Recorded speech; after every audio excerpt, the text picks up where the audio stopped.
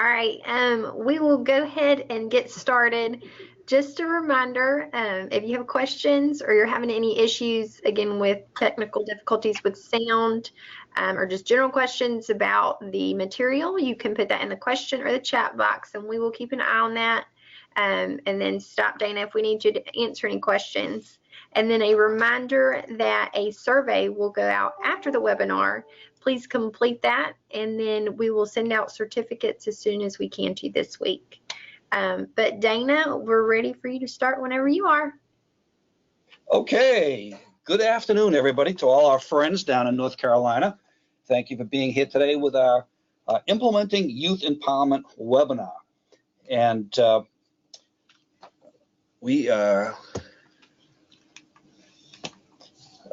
there's my information right there. And if you have any questions, follow-up concerns, you're interested in getting a copy of something emailed to you, I'm the contact person for the student organization here, Dover Youth to Youth, that's putting on the webinar.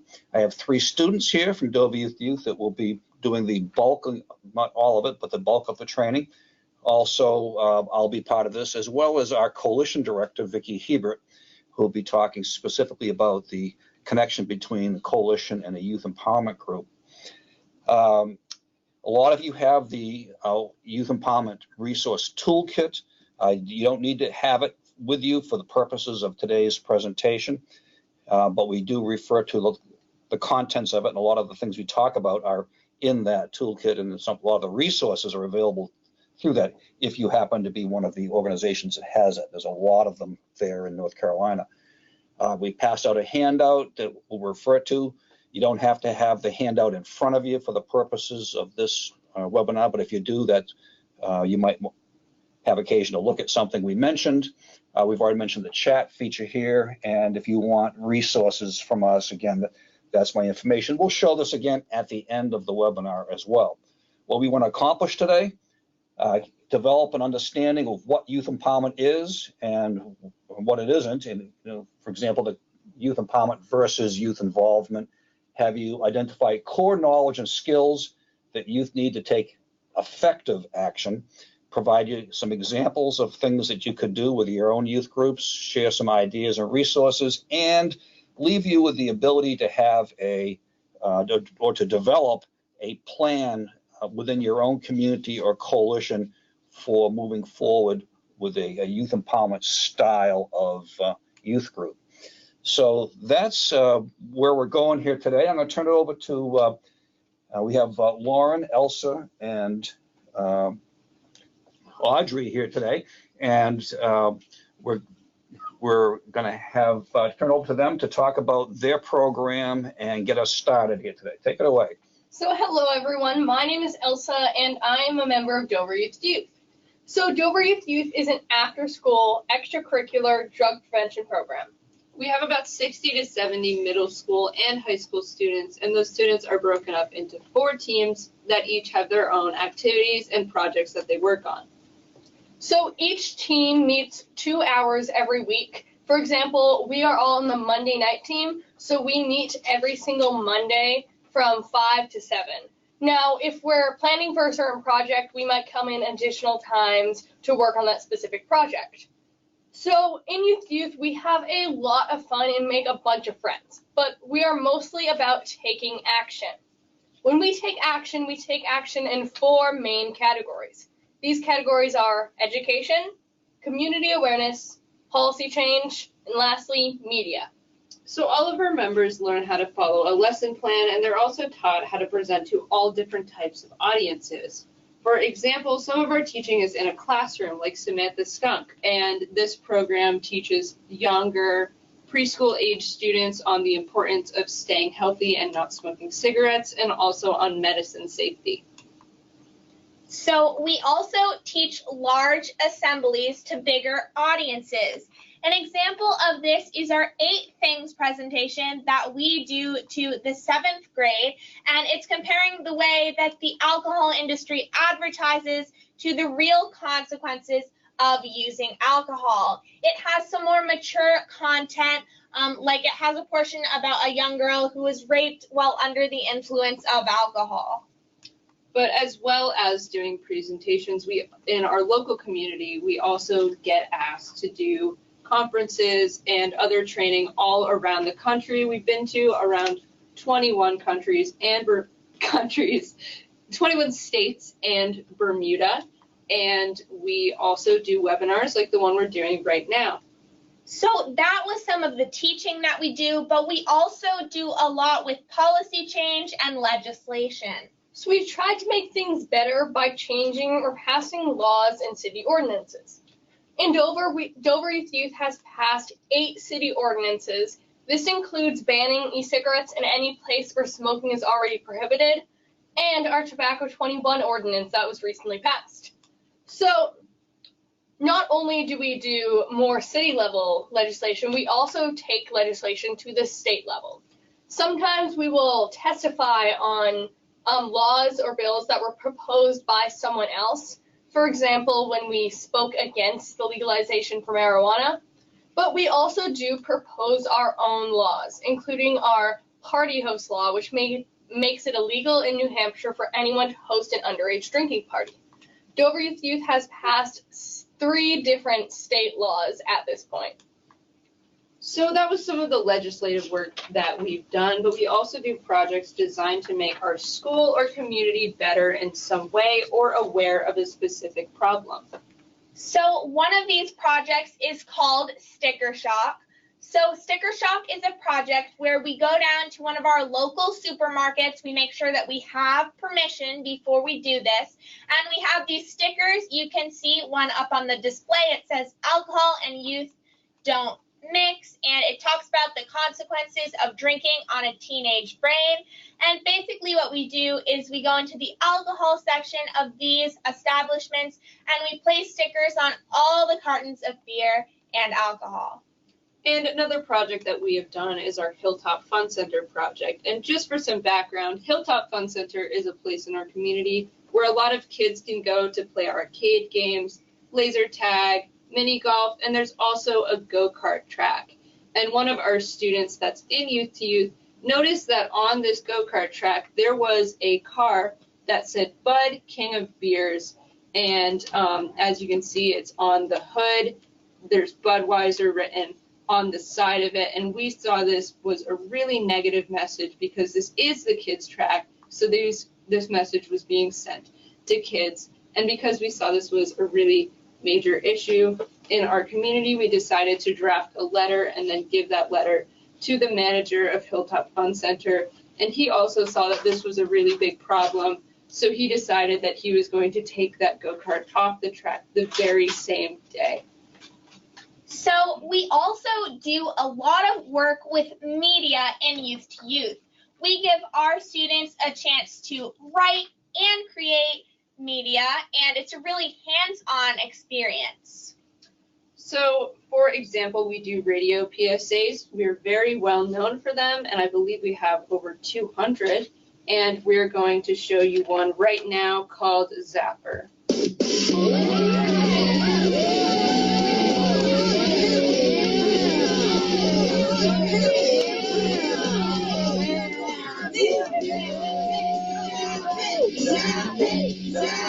Hey, what's going on over there?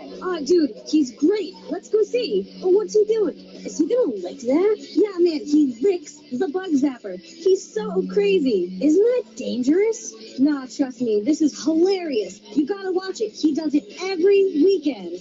Every weekend? Yeah, or you know, when he gets an A in a test, just to celebrate or to have a good time. But that's not safe, and... Hey, get up. Someone, get him up. Oh, he'll be okay. Just give him another beer. I'll get the bottle. Alcoholism is a problem for many people. Someone who acts like they're having fun or seems like the life of the party might be the one in need of the most help. Help your friends before it's too late. Created and presented by Dover Youth to Youth. So we also make video PSAs, which you can find up on our YouTube channel. Right now, we're going to show you last year's, which is called Fact.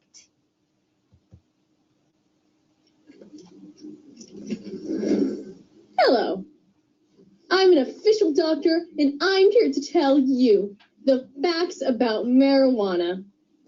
Fact: Marijuana makes you a better driver.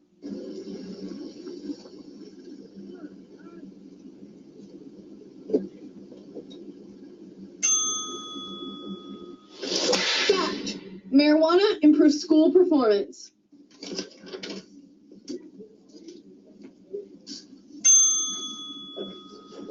Fact.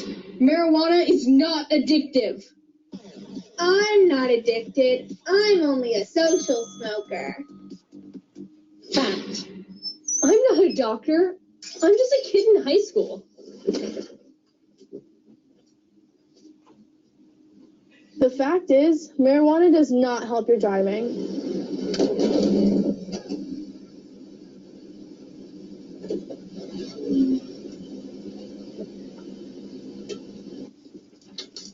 The fact is, marijuana doesn't help you in school.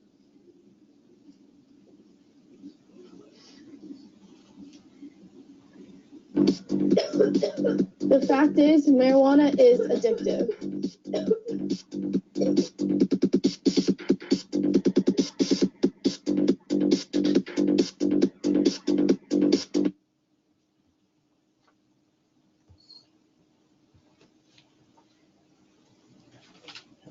So that was a few of our simpler and easier projects, but we also do more complex efforts called campaigns.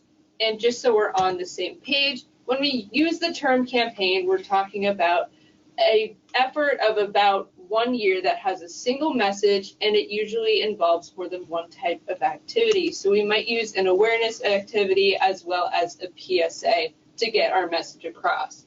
So an example of a campaign we've done in the past is our Tell the Truth campaign. This campaign was focused on the idea of think of all of the things that the tobacco industry or the alcohol industry will not warn you about. So to kick off this campaign, we first had a rally. At this rally, we had a bunch of students with signs, large visuals, smaller, more informational visuals, as well as palm cards that we would both hand out to pedestrians walking by, as well as drop off in local businesses. So after we did this rally, our work was not done though. We continued to do work on this topic throughout the next several years.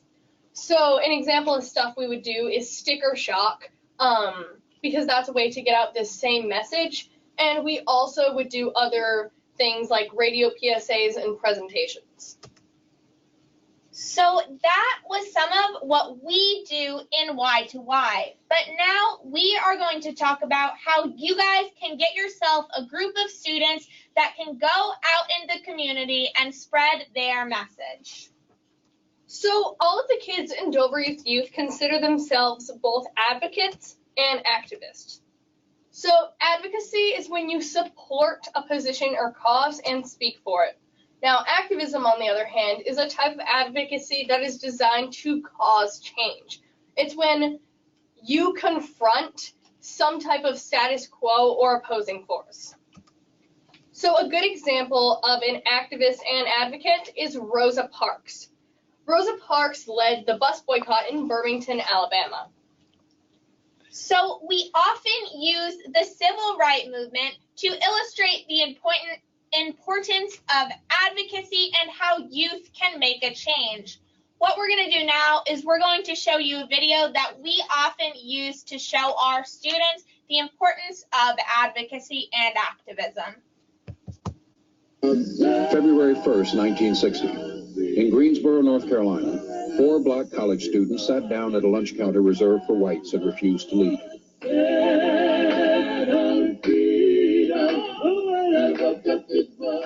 This sit-in was a direct challenge to Southern tradition.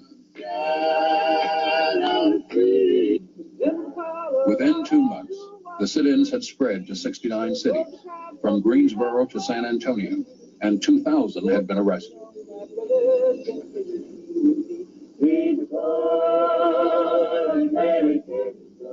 To support the sit-in movement, a national boycott was organized. Those chain stores which discriminated in the South were also picketed in the North. Do you think that the boycott has had any great impact on these national chains in a city like New York?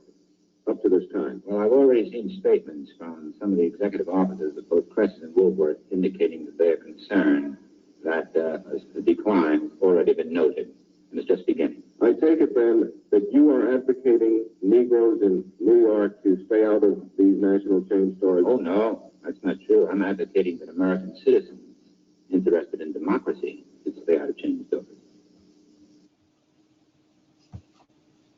So those young men were just starting college and they were able to make a very significant change. We are a youth empowerment group, but before we talk about implementing a youth empowerment program, let's make sure you know what we mean when we say youth empowerment. And just to be clear on that video, we like to show some videos from the civil rights movement to sort of inspire students about the power of youth and the capacity of youth that work together to try to change things. When they're referring to people getting arrested in subsequent, those 4 teenagers from Greensboro got it all started. We don't encourage our youth to do anything that would cause them to get arrested. We teach them to get things accomplished without getting arrested. That's not necessary. And we also expose them to more current things like the students in Parkland, Florida, that got some legislation passed that would be very unlikely to get passed. Assault weapon restrictions in the state of Florida because they work together. Regardless of how you feel about that particular issue, the illustration of the power of youth to change something that would be an otherwise very challenging thing to do. Most significant social change was actually young people that drove that or got the ball rolling first. And take it away. Okay, so when it comes to youth empowerment, it seems like there are some terms that lots of people think could be used interchangeably, but for us they mean very different things. These phrases are youth involvement, youth engagement, and lastly, youth empowerment. Now, youth involvement is when you have a group of youth that are committed to the task. So a good example of this is if you had a bunch of youth that were stuffing these flyers into envelopes to then be sent off to people. They might not really know what's in those specific flyers, but they are being helpful. They're committed to the task, and that's why it's youth involvement. Now, youth engagement, on the other hand, is when the youth are committed to the mission. They know they're committed to the mission, and they have passion for this mission. So, back to my example, this would mean they're stuffing those envelopes, and they understand what's going in them, and they want that message to get out to people. So that's what makes it youth engagement. Now, lastly, youth empowerment. This is when youth are given the capacity to create change. And that's the type of group we have. When youth are given all of the resources they need, so they are able to take action in their community.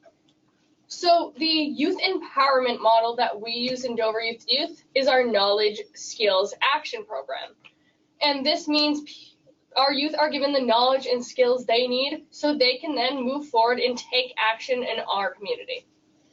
And this is the model that we live by. Our whole program, the toolkit, all our resources are all developed around this concept of developing a high level of knowledge on the topic, developing core advocacy skills before students get a chance to take action. Because in their youthful enthusiasm, sometimes students want to run right off and do something. So we need to, this concept is based on the idea of having the discipline to say, whoa, okay, before we do anything, let's make sure we know what we're talking about. Let's make sure we have the skills to make the media or do whatever we need to do, whatever action is being proposed. What are the advocacy skills necessary to do that in an effective way so you're taken seriously in the adult world? And that's the problem with students that run off and jump into action early and do a unskilled job of it. They're not taken seriously in the adult world. So in the students spoke about the Hilltop Fun Center, or the go-kart that had Budweiser all over it. And when the students got together and prepared their letter and practiced what they would say to the manager when they went there and went up there and made their case and explained why they thought it was a problem, they got that change made. They got that car taken off the track. The decals were replaced with something else that was not alcohol. They changed their environment. So those students that did that project had the capacity to change their environment. They were empowered. And that's the nature of this model. We often use the analogy of an intramural after-school basketball program versus your varsity basketball team. So they're both great things. Intramural basketball is good exercise, and kids have a lot of fun, and they'll learn something about the sport and all that. So intramural pickup after school basketball, that's a great thing, but it's not the same thing as the varsity basketball team. I'd say, if I said to you, if you're an audience right here in front of me, said, well, what's the difference between those two things?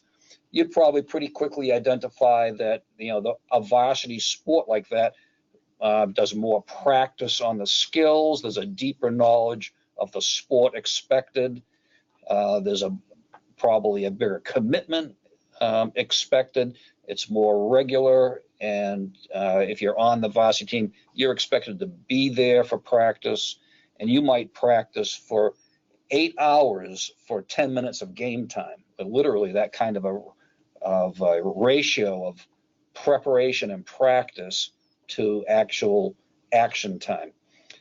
So a youth empowerment model is a little more like being on a varsity sport, or being in a varsity sport, in terms of, in our program, the expectation that the students will be there for their meeting and will expect to develop a broad knowledge on the subjects they take on and develop those core skills. So we're going to talk about, they're going to turn it back over to students to kind of explain the steps in this model.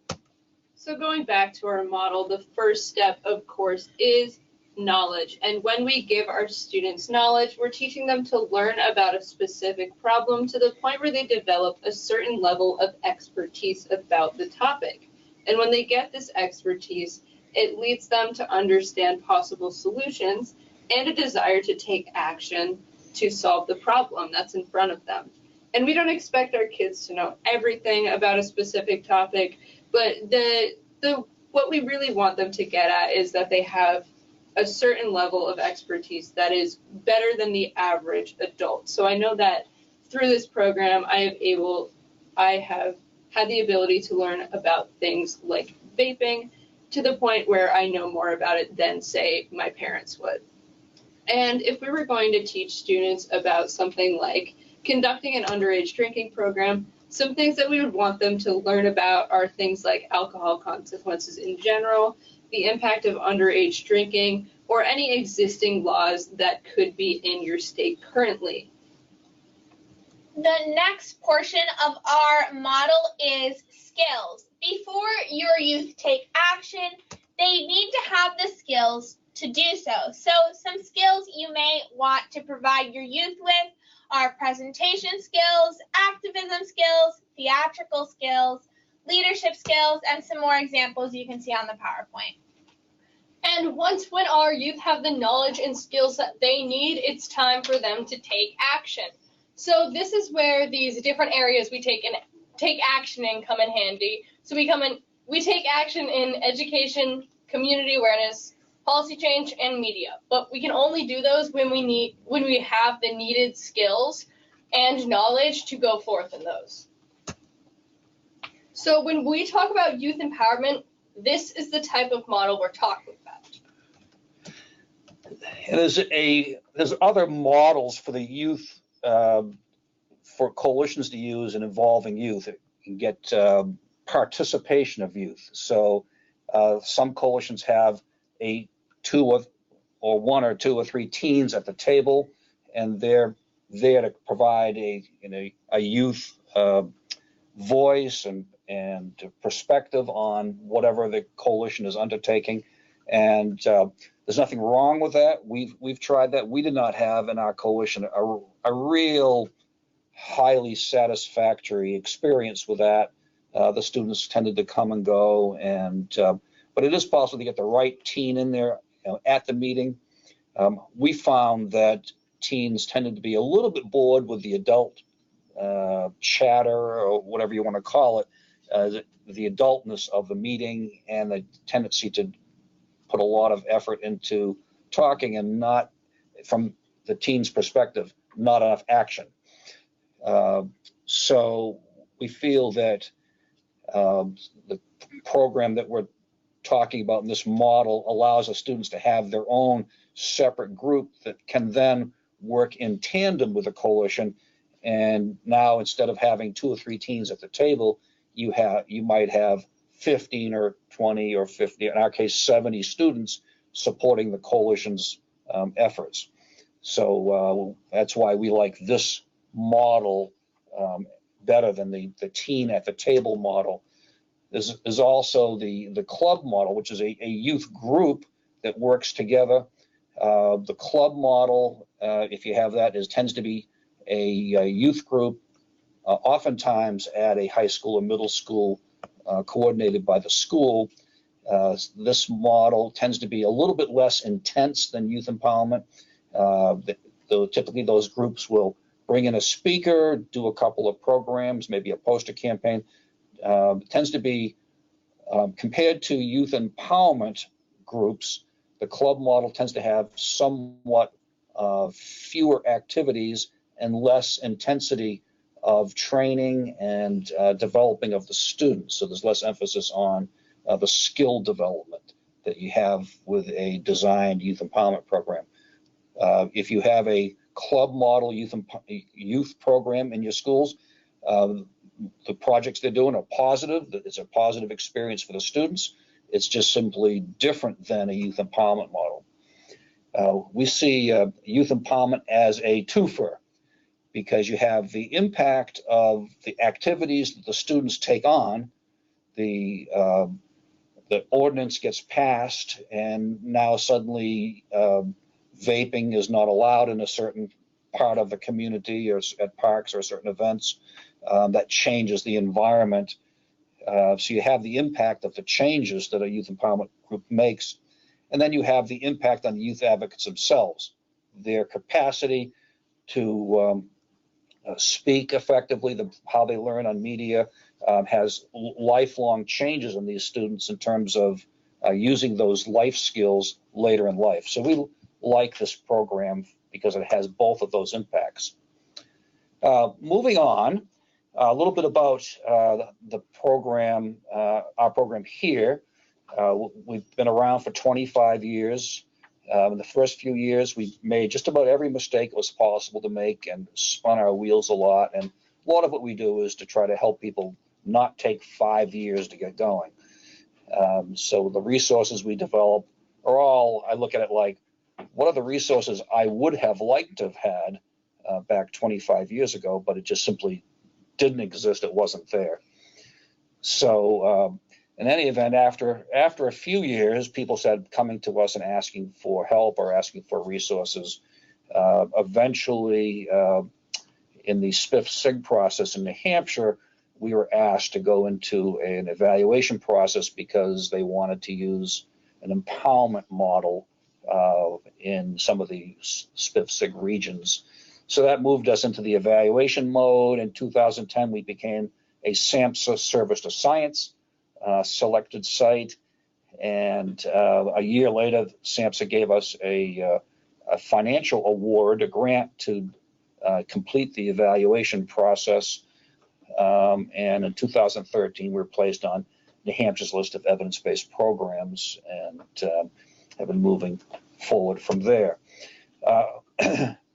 We have developed tools because as part of the evaluation process, they expect you to make it easy for people to replicate some of the things that you do. So that's caused the development of the Youth Empowerment Toolkit, which many of you are familiar with. we're not going to go into that much here in this webinar, but if anyone had any questions on that, certainly reach me here in the office and we can have a conversation about that.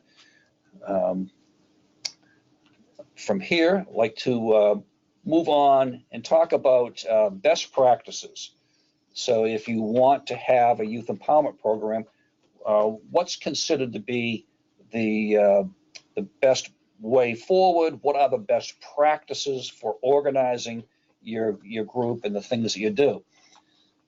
So the first thing you'd have to figure out, if you don't have anything right now, is who is going to be the supervising entity.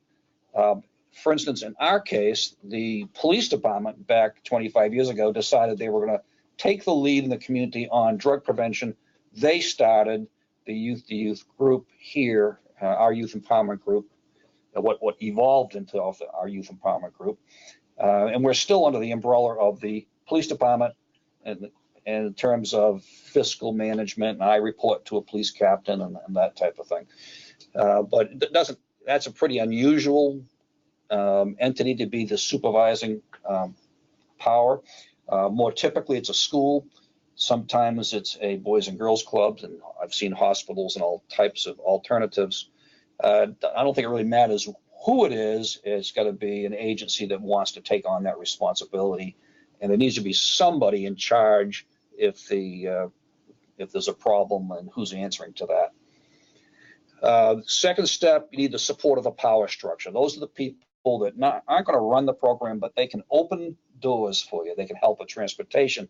They can help with places to meet. They can help with getting kids out of school and all the things that you need to go forward with you. Might provide a place for the office for the person who is meeting with the students, or any number of things. You have to decide what the age range is. Sometimes it's only high school, sometimes it's only middle school, sometimes it's, in our case, it's grades 6 through 12. But you obviously have to decide that. Our advice is always, if you can, to start younger, middle school. We start in 6th grade, and I've found with other groups that that's been a common age to start with if they're starting in middle school, and that's a great place to start, because the students aren't as busy in 6th and 7th grade with jobs, cars, girlfriends, and so forth. Kids in middle school are more geared to trying a variety of things, and as you get older, you have to sort of narrow the range of things you take on, because each thing takes on more. Each sport you're in is more demanding. So you can get students involved young. That is absolutely the way to go. And then lastly, you define the scope of what are you going to take on. Lots of times it's driven by your grant. If you have a stop bag grant, then you're probably doing underage drinking. I hope you are. If you have a CARA grant, then you're probably doing opioids, and DFC grant, it might be any number of things. So where's the money coming from? Does the supervising entity have some say over that? You'll have to make those decisions. Don't think it really matters whether it's tobacco. We work with a lot of groups at tobacco only, a lot of groups that have several areas that they get into. But the important thing is to define that range of what you're going to do and make that decision on the front end, so the students signing up for your group understand this group works on these things. Continuing on best practices, your advisor, the advisor, the person working with the youth, is critical. Next to the kids themselves, it is the next most important person. Getting the right person is really important. You want them to understand the concepts of empowerment that we're talking about. If you're trying to do an empowerment program, you want them to have obviously buy-in, and someone who has that ability to work with teens and make those connections with teens, and someone who is willing to learn the things they need to know that they don't already know. So I had a lot of training in instructor development and training and that type of thing. But when I started this, I didn't know anything about creating media. So I had to go out and sort of make sure I filled that gap in order to be able to teach the students to be effective at creating media. I had to have a clue myself. So getting someone who's willing to go out and figure out what they don't know and take advantage of the training. The good news is there's much more training out there now for these kinds of things to fill those gaps of the adult advisors. And lastly, on adult advisors, we always counsel to have 2 or more, but having at least 2 advisors, because there's nothing more destructive to a youth empowerment group is to lose the continuity of the person who is overseeing them. It's exactly like a sports team losing its coach and having someone new come in cold. And if you have 2, if you have one advisor who takes a leave, moves on, retires, gets pregnant, all the things that happen when life happens, you have someone else there to keep the continuity going and the projects that they're in the middle of going, and keep the whole process moving forward in the absence of the person who had to step away. So if at all possible, 2 and 3 is even better. The last thing I'm going to talk about is the application form. So one thing you want to start with is an application form. We have, in your handout, we have some examples of waiver language. You want an application form that captures full contact information, especially these days with blended and variations of family structures that you have now with step parents and custodial parents and so forth. You want to know each parent's full contact information, the student's contact information, and you also want waiver language, including a very extensive media waiver. So I included in the handout our language that we use for waivers, and you are welcome to borrow that language and use it yourself if you feel it fits what you need for that kind of thing, or to modify it in any way that you want to. So that has both liability and media waivers on that page of the handout. And we do this every year. So every year we have sign up night, and that's how we know who's coming back and catch changes in contact information and all kinds of things. So it's just like people come in to sign up the kid for soccer. We have a sign up night that looks a lot like that, and get the application form and pass out the t-shirts and do whatever we need to do to get the whole process kicked off. So the next thing that's important is communications, and this is really important. I'm going to have the students talk about this. Communications between the organizers, the adult advisors, and the students and families. Take it away. So a huge part of communication for our group is emails. I know getting emails really helps me out so that I know what I need to bring, what presentations I'm in, and what we're doing currently in the meetings. Also, it's really important to have emails every week because you don't want to have emails like sporadically all over the place. You want it to be easy to understand. You want to also make sure that parents are getting emails as well, because even though I'm a super responsible teen, I tend to forget things a lot. So it's really nice when my mom's like, hey, Audrey, did you remember to bring your cards? I know this morning I had to bring my stuff to school for this, and my parents reminded me because they knew that I was coming here through the emails. You also want to make sure that there's an agenda included in the emails so that students know what they need to bring and what they're doing at the meeting.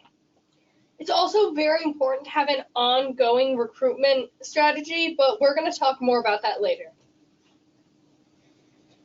And the other thing we want to talk about is the meetings themselves. So we'll talk about the structure and the look of the meetings themselves.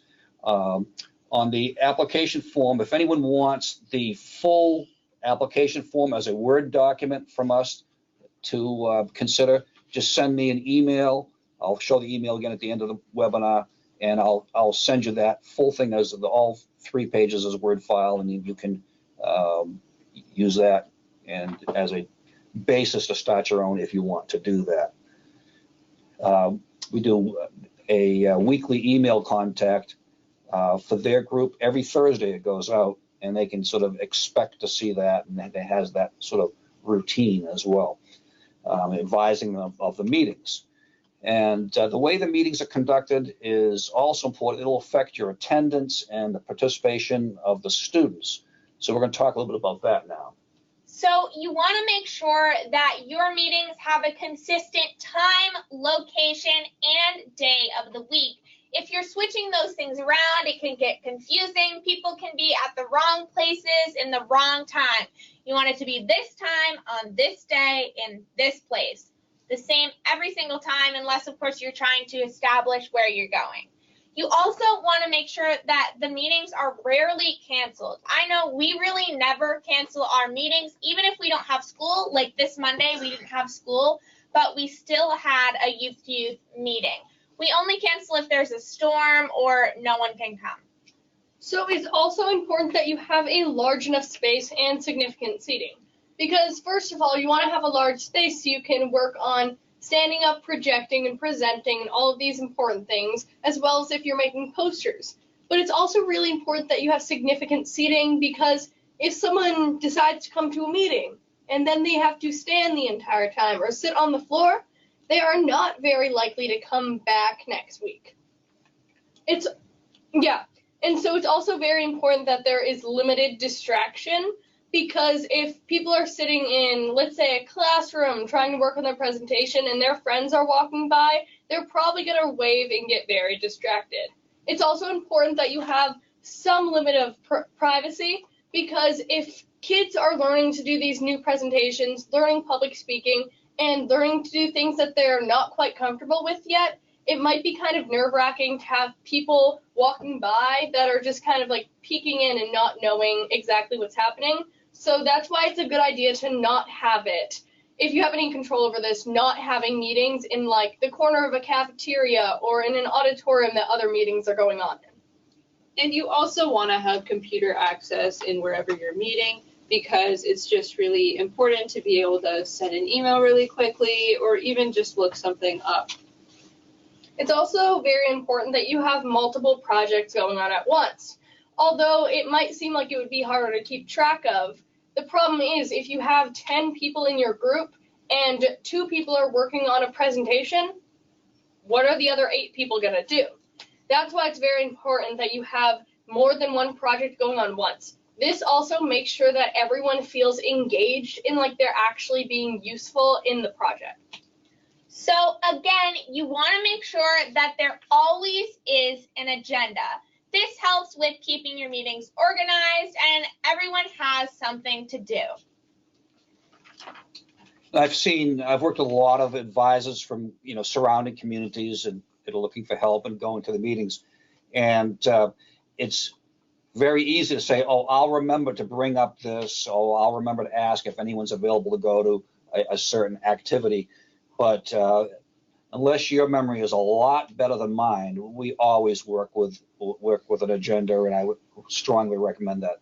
Have that in writing, and it allows you to check that. I remember everything before I lose these guys for another week. We have, it's also in your handout, an example of a sample agenda. It's real simple to work with. It's set up in categories, so it kind of not only does having it in writing reduce the likelihood I'll forget to bring something up that needs to get discussed, but having it in categories causes me to think, oh, do I have any training I need to do today? Do I have anything to sign people up for?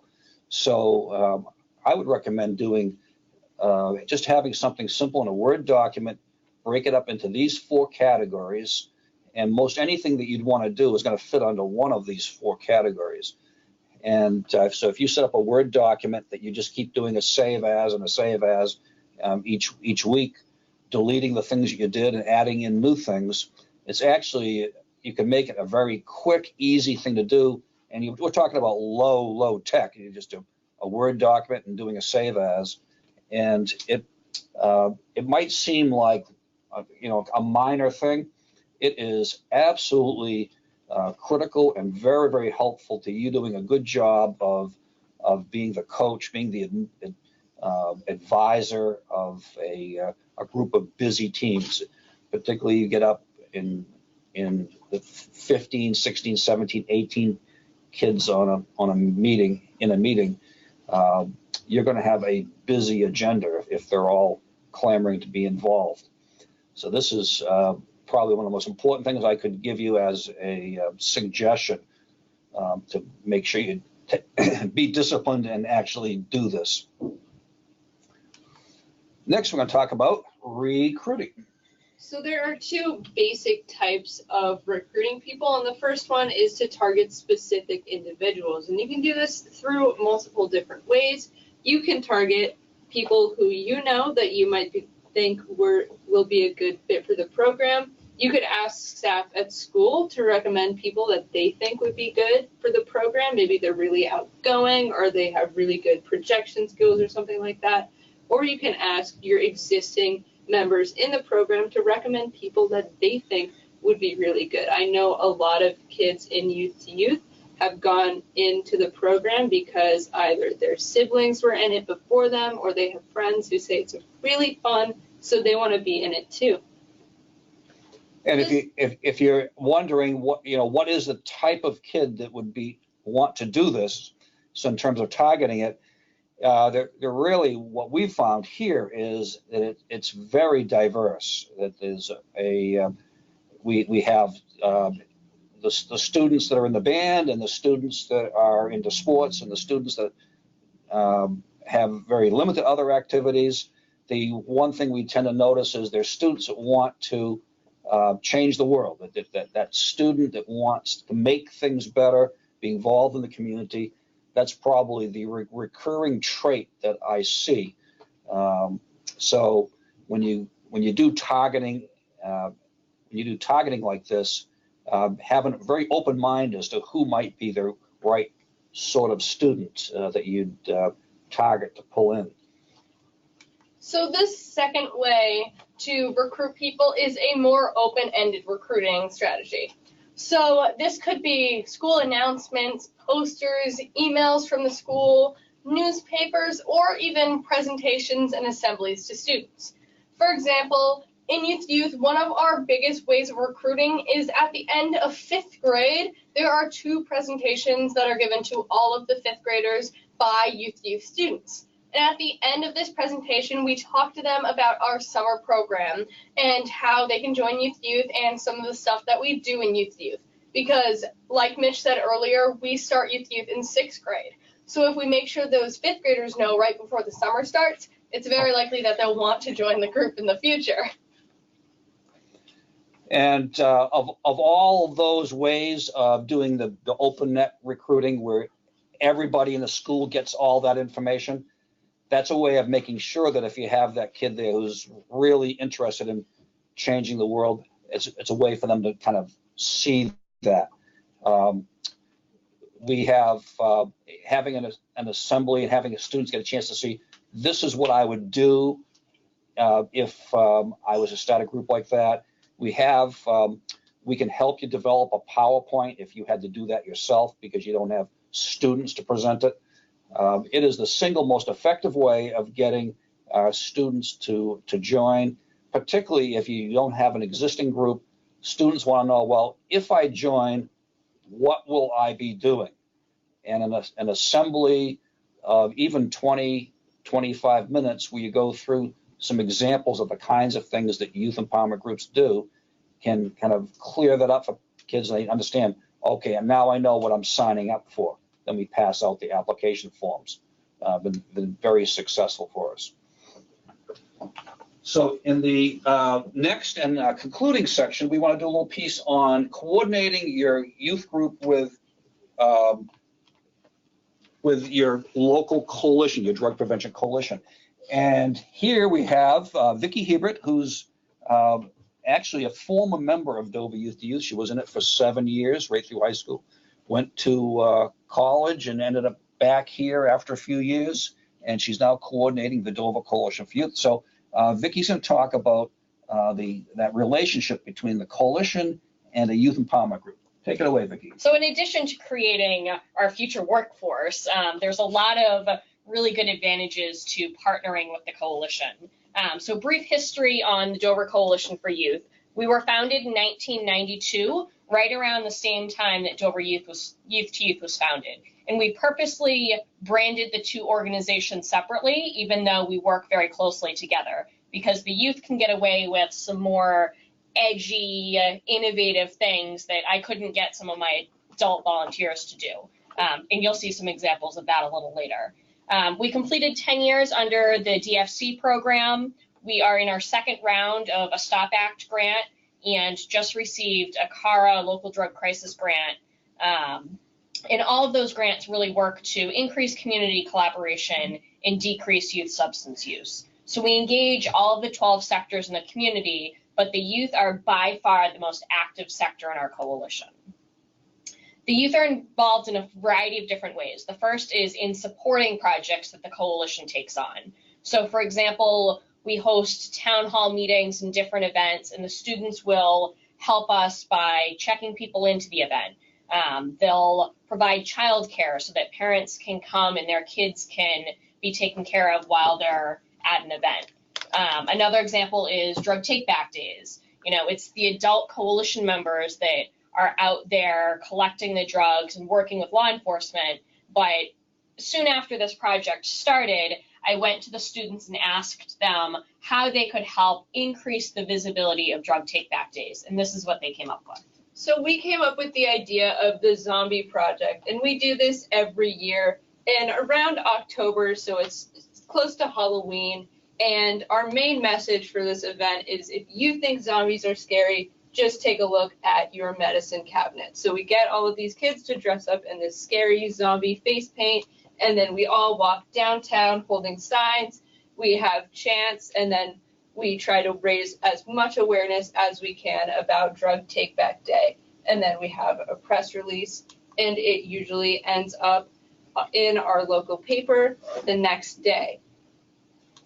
So again, this is an example of how the youth can get involved and engaged in a creative way where I could never get adult volunteers to dress up as zombies and walk around downtown Dover.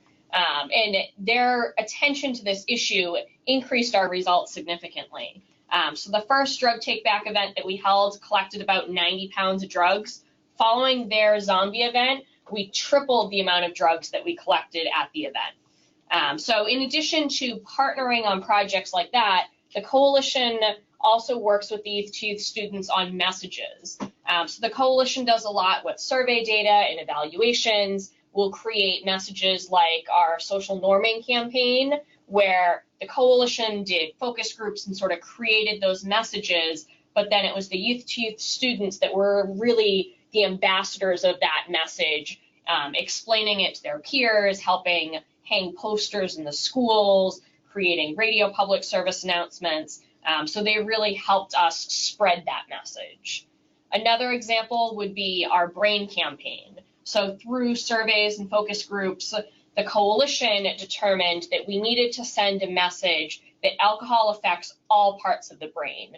We were seeing adults in the community say things like, oh, it's okay to give my kid alcohol as long as I take away their keys, or parents not understanding the difference between adult drinking and teen drinking. So we came up with this brain campaign message, and the students really helped support that by launching a campaign, having posters, chants, rallies downtown. They created radio public service announcements. They created a sticker that they went into local grocery stores and put on cases of beer. So they helped us sort of amplify that message that the coalition created. So in addition to sort of partnering on projects and helping spread the message, there's a huge value that the youth bring to the table. They meet that required youth sector in DFC and several other grants. Their time, their volunteer time, helps with our match requirement on grants, and they're helping with all kinds of different outputs that we can report on when we have to fill out those grant reports. So just a quick overview of their volunteer time. So in New Hampshire, through independentsector.org, their volunteer time is worth just over $25 an hour. So on the next slide, you'll see that we have 70 students that meet 2 hours each week. You multiply that by the volunteer rate by they're engaged about 40 weeks out of the year, and you can see that that's over $140,000 worth of volunteer time just from our students. That doesn't include all of the other donations that we have. So that's over 100% match for a DFC grant. So it's a really easy way to get that match in there. In terms of reporting, just a couple quick spots. DFC in particular looks at how many youth you have involved and what their level of involvement is. They also look at if they're meeting separately or if they're a part of the larger coalition. So you can see those questions circled at the bottom. And then on the next slide, you have all of the strategies. So DFC follows the CADCA 7 strategies that you'll see on the next slide. And you can see each of these things listed under each of the strategies is ways that the Youth Coalition has helped us meet some of those strategies and activities that we then report on.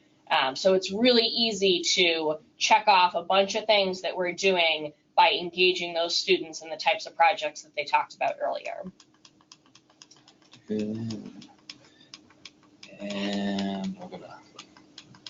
So as he's flipping through the slides, I just want to put the offer out there. If anyone is working on DFC, interested in applying for DFC, we're very familiar with that grant as well as a lot of the other SAMHSA grants such as STOP, ACT, and CARA. If there's any way that we can help with that on reporting or coming up with a proposal, how does youth empowerment fit into a grant application, we'd be more than willing to help with that. There's other ways. We're not going to get into the funding on today's webinar, other ways of funding, but Vicki is a great resource if you're applying for any of those grants, because we had to go through that application process, and we were successful in getting, we're done with DFC, but we're successful in getting those others and still have those. So if you're heading down that road and you're not a DFC grantee, but you're thinking about it, these things that we talked about is a great way of laying a foundation, improving your chances of getting a DFC grant. We had this program in place when we applied for drug-free communities funding, and of course all the other grants as well. And it's undoubtedly a huge help in obtaining those grants.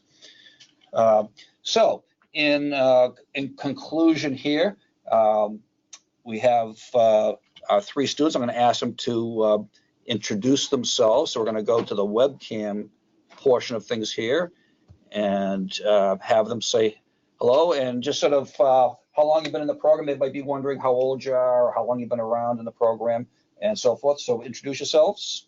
Hi, I'm Audrey. I'm a sophomore in high school, and I've been in Youth to Youth for 4 years. Hi, I'm Elsa. I'm a sophomore at Dover High School, and this is my 5th year in Dover Youth to Youth. I'm Lauren. I'm a junior in high school, and this is my 6th year in Youth to Youth.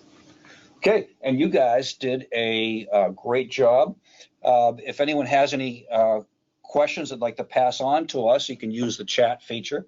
And then in the meantime, I'm going to leave them up here, but looking back at the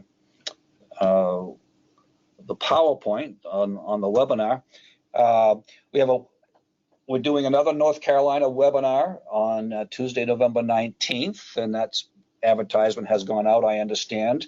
As far as anything we can do for you in the future, if there's a certain script you wanted, an MP3, other things like that, we can email it to you, as well as the application form that we use, model agendas, things like that. I'd be glad to mail you a Word file of any of those things that you'd find helpful, as well as we're available to any of the organizations in North Carolina through email, phones, conference calls. We can do, Zoom conference call meeting for you if you were working on some of these things and you wanted some, more close-in support, discuss some of the things you had in mind. You're applying for a grant or whatever. Be glad to brainstorm those with you. So we're available here as a resource to you. So take advantage of that if it's something that can help you. And again, the toolkit, and we do some training up here, adult advisor training in the second week of July each year. And we'll be doing that again in 2020. We've had people from North Carolina come up for that. It's very hands-on, in-depth working with students, and very intense training, probably the best adult advisor training available, if I do say so myself, that you can get anywhere in the country, because it's so hands-on. And there again, there's our information up there, and we're always glad to help out. And I will, at this point, turn it back to Amanda. Thank you, Dana. Again, just a reminder, there will be a survey that goes out in regards to this training, so just get that completed. And then certificates will be going out to attendees. He mentioned the webinar that we're going to have in November, so make sure that you're registered for that. And then the material from today will also be posted on our website, of course, under the previous training. So you will be able to find that there soon. So thank you for everyone who participated. Thank you, Dana, to you and your youth. It was great. Well, thank you. We'll see you in November. All right. Thanks.